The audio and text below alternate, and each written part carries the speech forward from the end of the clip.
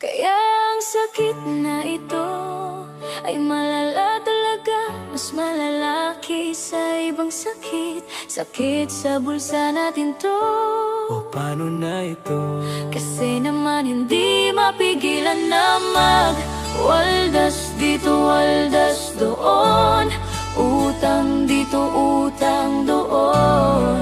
Kaya wala nang Halos walang matira sa sahod na pinaghihirapan natin.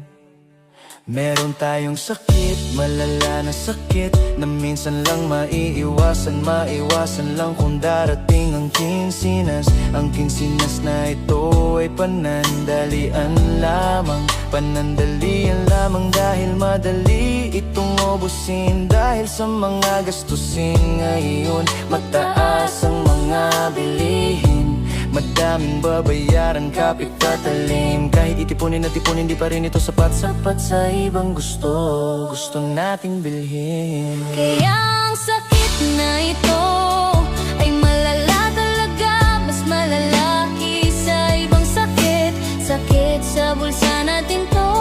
O paano na ito? Kasi naman hindi mapigilan na waldas dito, waldas doon. Utang dito, utang doon. Kaya wala nang Halos walang matira sa sahod na pinaghihirapan natin.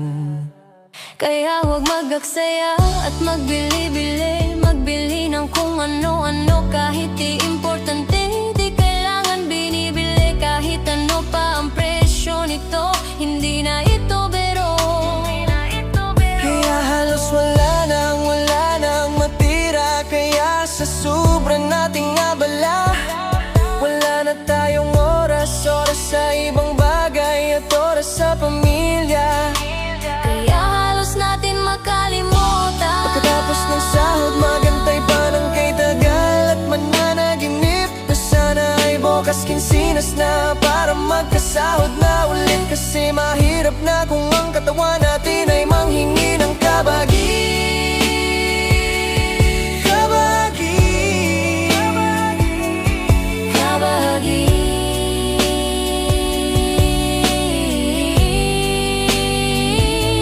Kaya ang sakit na ito ay malala talaga, mas malalaki sa ibang sakit. Sakit sa bulsa natin to. O paano na ito?